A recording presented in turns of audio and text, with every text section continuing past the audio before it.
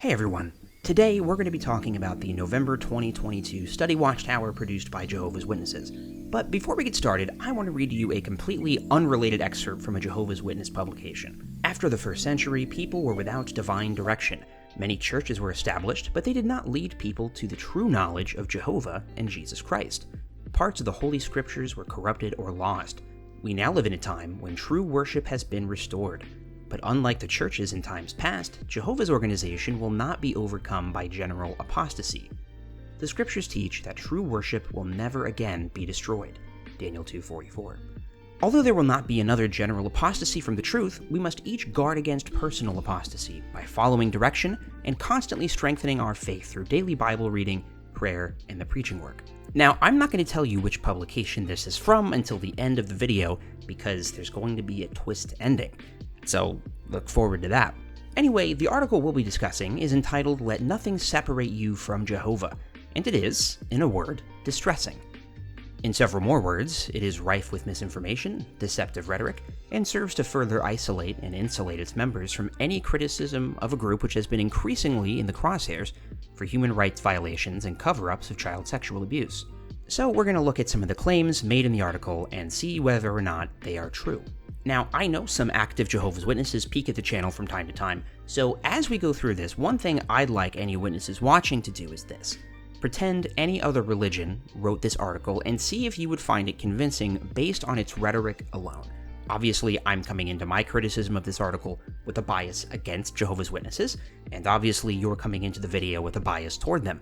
But I want us to focus not on the religion itself, but whether the things they are saying in this article are rational, convincing, and truthful. To use the storied witness tradition of seeing how many times a word shows up in a thing to ascertain its level of significance, the word organization, as in the religion itself, shows up 26 times in its 18 paragraphs. Jesus, as in the Christ in Christian, is mentioned once. And the clear message of the article is, Satan wants you to turn your back on his organization. Don't do that, or you'll lose Jehovah's favor and die in Armageddon. Paragraph 3 lays this out pretty clearly. The devil, however, tries to separate us from Jehovah, especially when we are facing challenges. What is his strategy? He tries little by little to undermine our trust in Jehovah and his organization, but we can resist his tactics. When our faith is strong and our trust in Jehovah is unshakable, we will not abandon our God and his organization. Now, throughout the article, variations of the phrase Jehovah and his organization are used. Because to Watchtower, there can't really be one without the other. You cannot worship God properly unless you are part of the right religion, which happens to be the religion to which the writers of this article belong. And I think that's an important bit of context to keep in mind when reading any article. Who wrote it, and what is their motivation? For example, with this video, I have an agenda. This article speaks very harshly about people like myself, who criticize the religion's leaders, practices, policies that we perceive as harmful. And I want to make it clear that what Watchtower is saying about its critics is largely untrue. So that's my motivation. And I'm going to use evidence, break down exactly what Watchtower is saying, and explain why I think they are wrong using their own standards and logic. Now, who wrote this Watchtower article? We don't know for sure. It came from the writing committee of Jehovah's Witnesses, presumably. So all we know is a Jehovah's Witness wrote an article telling us that Jehovah's Witnesses are the only group that can save you, and Satan is trying to trick you to get you to leave that religion. So that is their agenda. But as I hope to demonstrate, I think it's clear that they are not quite as transparent about their motivations. So with all that preamble out of the way, let's get into some of the claims I had a problem with. Paragraph 5 says, the devil wants us to question whether Jehovah or his organization is responsible for our suffering. Now, in the same way Watchtower often used Jehovah and the organization interchangeably, so it is with the devil and anyone who criticizes Jehovah's Witnesses. Satan apparently uses the media and social networks in the same way that God uses Jehovah's Witnesses. So when Watchtower says the devil wants us to question something, I'm going to infer that they don't just mean the invisible demonic entity, but the systems they allege he uses. All of which is to say, I can't speak for Satan. I can only speak for what my intentions are for the channel. And contrary to what this paragraph says, I don't want people to question whether Jehovah or his organization is responsible for their suffering. In fact, I don't know a single instance of an activist claiming that Jehovah is in any way responsible for human suffering. And notably, Watchtower doesn't cite any examples of this actually happening. Watchtower loves examples. They use a few ostensibly real-life experiences of members in this article even. So anytime Watchtower does not cite an example, especially when making a claim this extraordinary, we should probably ask ourselves why that might be. In my experience, people who leave the organization do one of three things. They go to a different religion, they retain their belief in God but don't align themselves with another organization, or they become agnostics or atheists. None of these groups would claim Jehovah is the cause of someone's suffering, least of all the atheists, since we don't even believe Jehovah exists. But do XJW activists try and convince people that the organization is the cause of people's suffering? I would argue, not really. There is no singular cause of all suffering, and everyone's struggles are different. I do think the organization causes many to suffer. LGBTQ members who are forced to repress their humanity, shunning is emotionally distressing for the shunner and the shunned, and constantly worrying about whether or not what you're doing is good enough to survive Armageddon is a source of stress. But leaving the organization will not end a person's suffering, and I'd imagine even Jehovah's Witnesses watching this would agree that anyone who leaves the group will more than likely suffer a great deal as a result. What Watchtower is using here is a logical fallacy known as a straw man argument. They've built a fake argument that doesn't really exist, and are arguing against that instead of the criticisms that folks like myself actually have. So I think Watchtower is being deceptive here. Critics of the religion certainly exist in large part to point out harmful things the organization does, but I can't find any examples of any prominent critic who thinks the organization is the cause of all a person's suffering, or that all of their problems will be solved by leaving.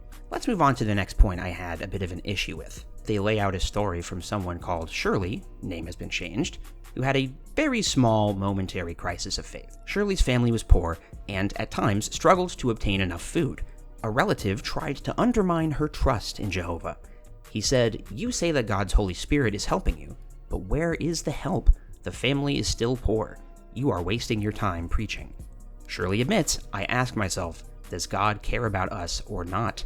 One thing that's easy to miss is the way Watchtower assigns ill motive to the relative in this example. They say, a relative tried to undermine her trust in Jehovah. But how could they know that was the relative's intention? Can they read the person's mind?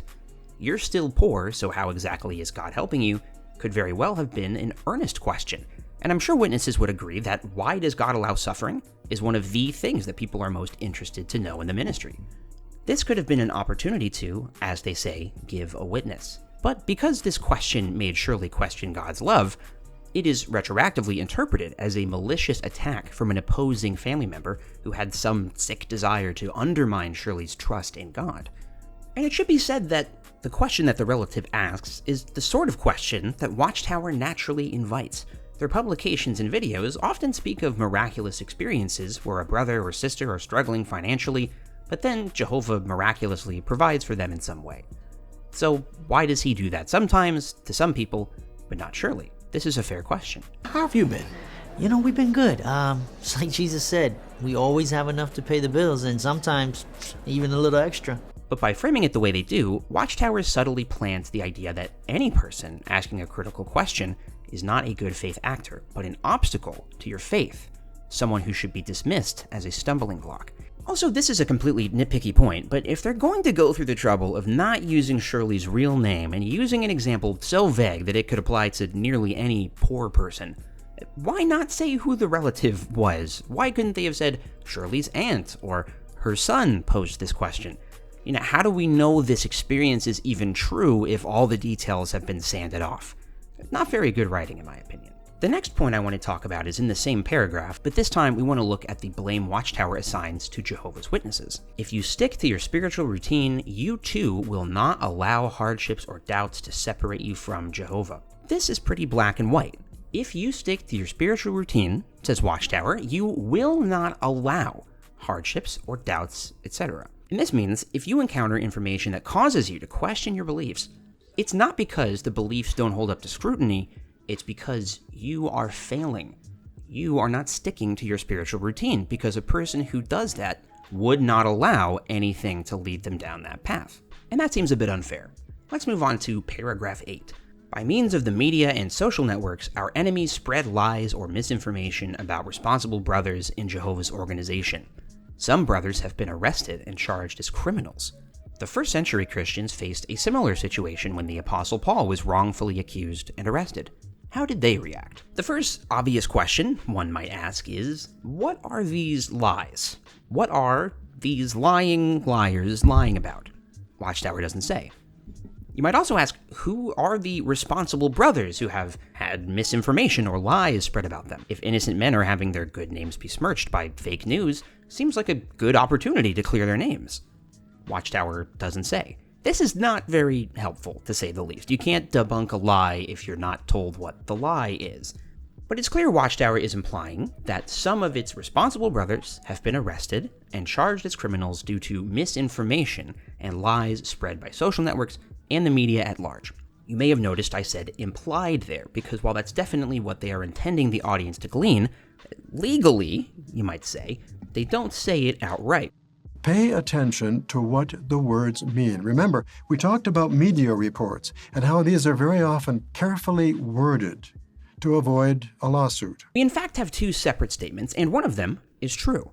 Some brothers have been arrested and charged as criminals. That has happened, particularly in Russia. Many otherwise innocent Jehovah's Witnesses have been imprisoned for simply being a part of a religion that Putin doesn't like, and I think that is a gross violation of human rights. But the paragraph positions this statement right after the first statement. By means of the media and social networks, our enemies spread lies or misinformation about responsible brothers in Jehovah's organization. And by following that with the statement about some brothers being charged as criminals, Watchtower is making a clear correlation in the reader's mind. Brothers are being charged as criminals because of lies and misinformation spread about them by people like me. Again, they legally did not say this. They just very, very strongly imply it. And one might ask, why don't they just say what they're clearly implying? And the answer is, because it's not true. As far as I've been able to ascertain, never has it been the case that some apostate activist has spread lies on social media, and because of those lies, an innocent, responsible brother has been charged as a criminal. Again, not counting Russia or other fascist propaganda used by the state.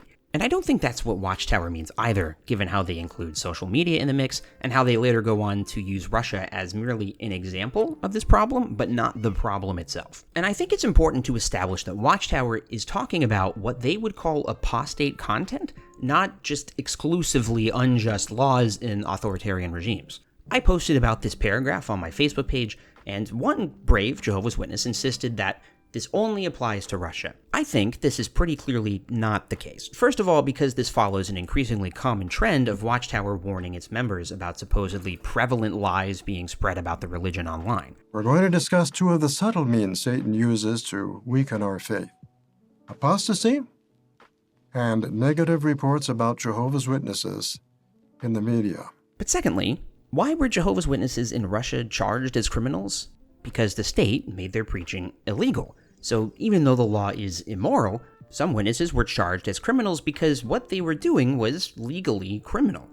Watchtower is, and in my opinion should be, proud of not compromising their beliefs because of these unjust laws. So it's clear to me that this paragraph is talking about something different, a scenario where fake news spread on the internet and media and it caused false allegations of criminality against Jehovah's Witnesses. Now, we know this hasn't happened because, first of all, Watchtower provides no evidence that it ever has, and you'd think that if it had happened even once, they would be banging that drum all day.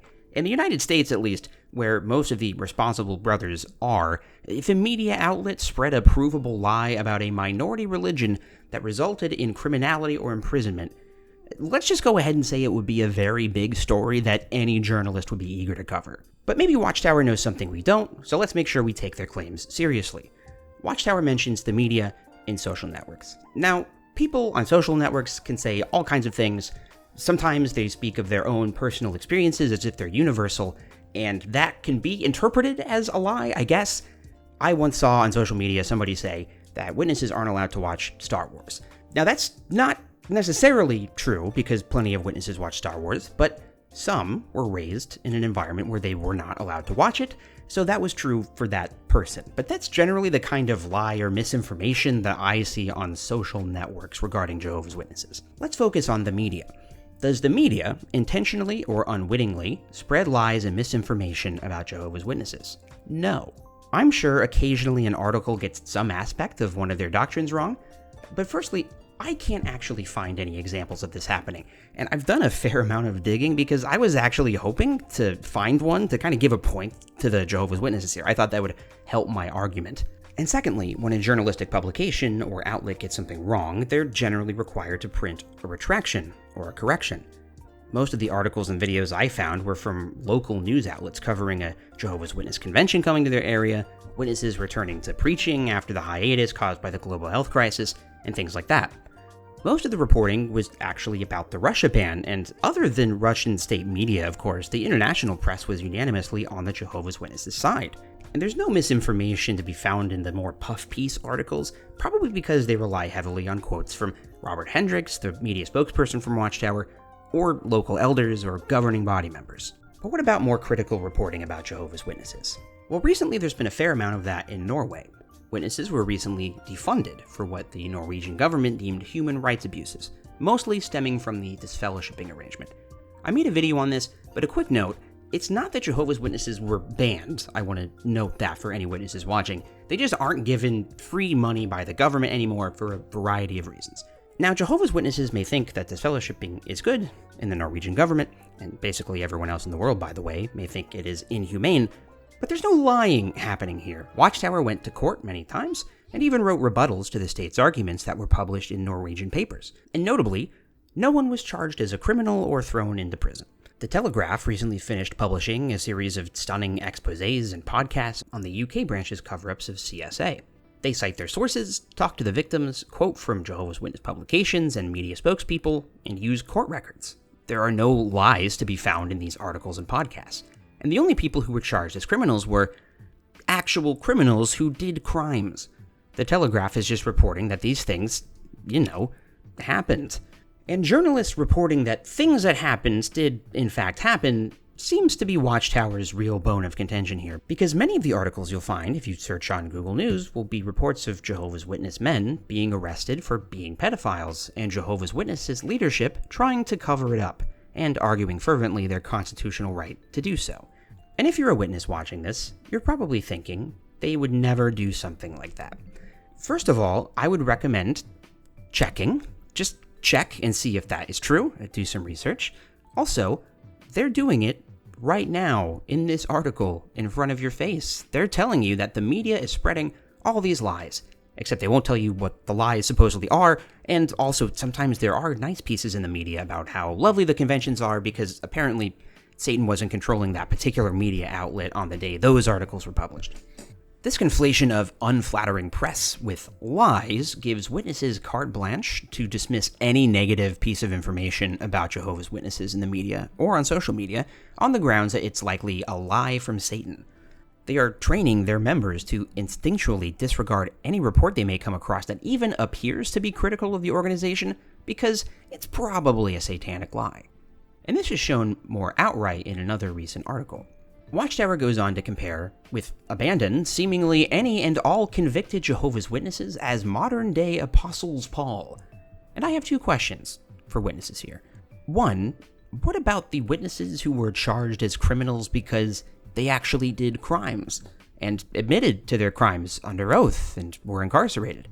Why doesn't the article carve out an exception for the actual criminals, instead choosing to more or less assert that any JW who's arrested has been done so wrongfully? And the second question is, why was Paul imprisoned? Was it because he molested children and lied about it? Was it because somebody in the first century congregation committed CSA, and Paul felt the abuser's confession shouldn't be brought to the authorities because it might bring reproach on Jehovah's name? See, when confronted with an example of how their institution has failed in some way, Jehovah's Witnesses are quick to say that their organization is imperfect. But in articles like this, they say things like, continue to support your brothers and loyally stick to them. Full stop. It does not go on to say, unless they actually did something wrong, because, as you can probably see, Watchtower doesn't want its members to think its appointed men are capable of doing anything wrong. Watchtower does not care about victims of abuse within its religion. It has gone to court time and time again to directly fight against those victims and their right to not report child abuse to the police. But Watchtower does care about optics, and the very existence of these cases, usually where an elder has been directed by the branch not to report abuse to the police so as not to bring reproach on Jehovah's name, shows that the Holy Spirit probably isn't involved in appointing elders, because, of course, many of the abusers who have been tried and convicted were elders, and used their status as an elder to manipulate their victims into situations where they could be abused. It sure would just be a lot easier if Jehovah's Witnesses assumed that every piece of critical reporting about the organization was a lie spread by Satan to trick them. So suppose a report indicates that someone has been charged with a crime or that he's being investigated. All right, you have two words, charged and investigated. It doesn't mean he's guilty.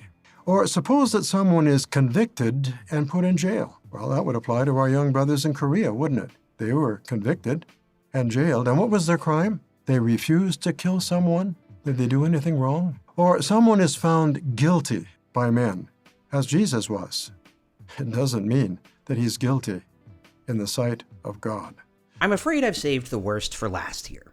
Paragraph 13 says, unbelieving relatives, workmates, or schoolmates may ridicule us for our preaching work or for living by Jehovah's high moral standards.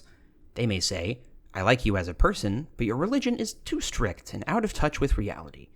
Some may criticize us for how we deal with disfellowshipped ones, saying, how can you call yourself a loving person? Comments like these can plant seeds of doubt in our mind. We may begin to wonder, is Jehovah expecting too much of me? Is his organization too restrictive? If you are facing such a situation, how can you stay close to Jehovah and his organization? Now, I'm going to tell you a little something about myself when I was a Jehovah's Witness. When I would see comments like this made by the leadership in the publications or in videos, I would think, well, if our opposers were right about this stuff, Watchtower wouldn't be bringing it up.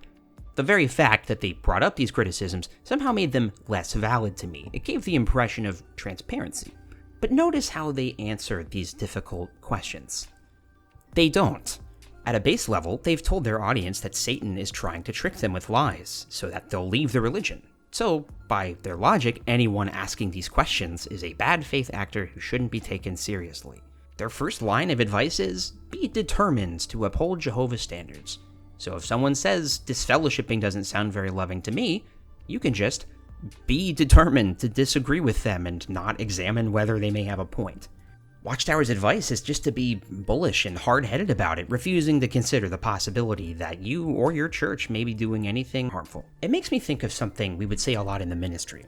If we encountered a householder who was particularly nasty and wouldn't really listen to anything we had to say, I might walk away and say something like, well, Satan has blinded their eyes.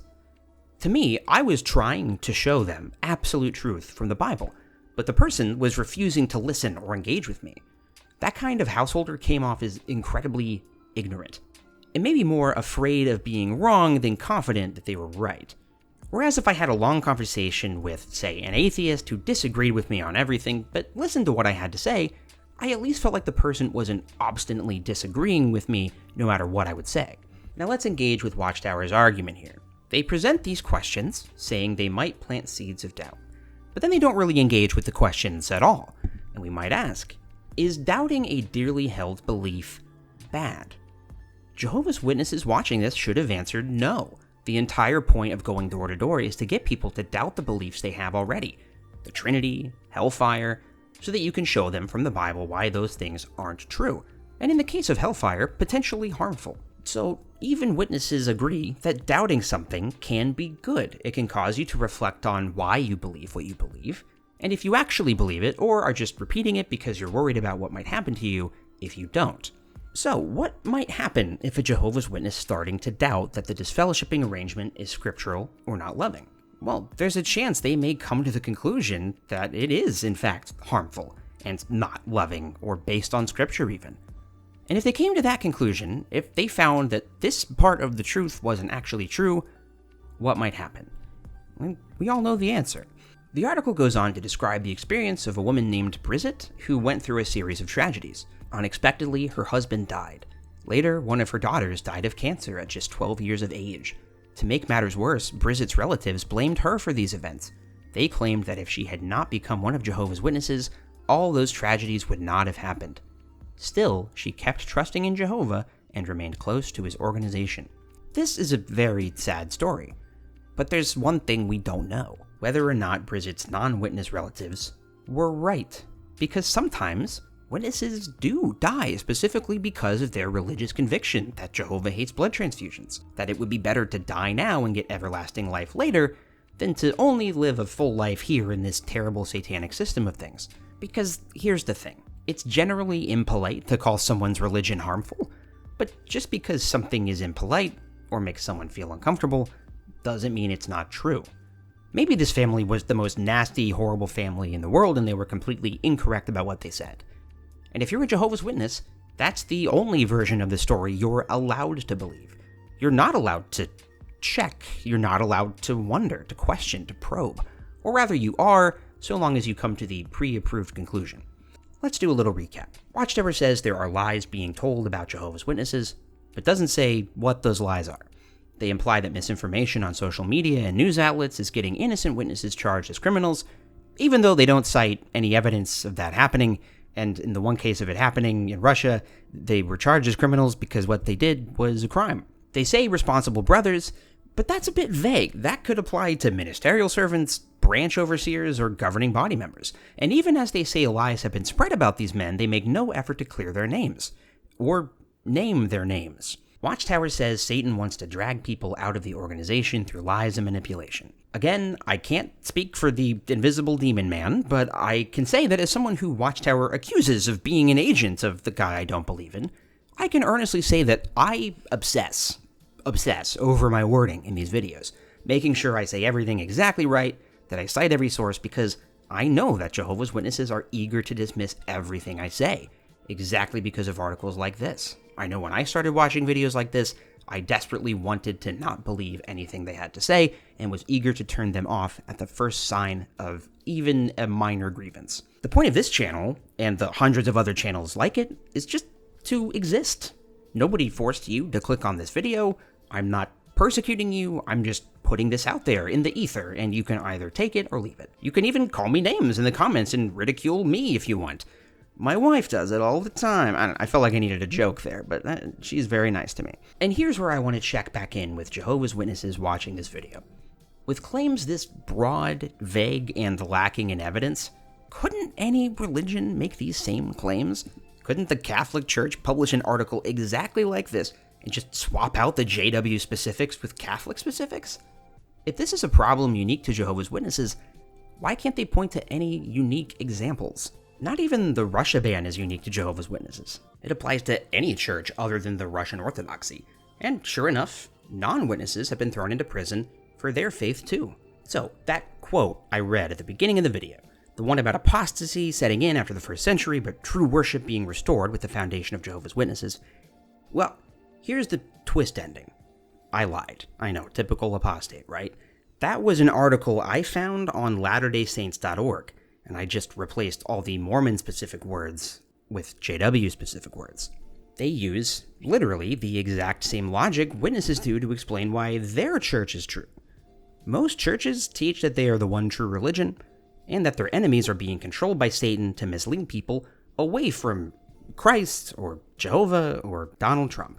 What Watchtower is doing here is, well, first of all, lying, but also exactly what every other evangelical religion does. And with information this vague, if Watchtower was lying to you, and if you're not allowed to trust any outside sources to check, how would you know? Thanks for watching, and thanks to my patrons for supporting me. I'm going to try and start producing videos less often, but that are more, good?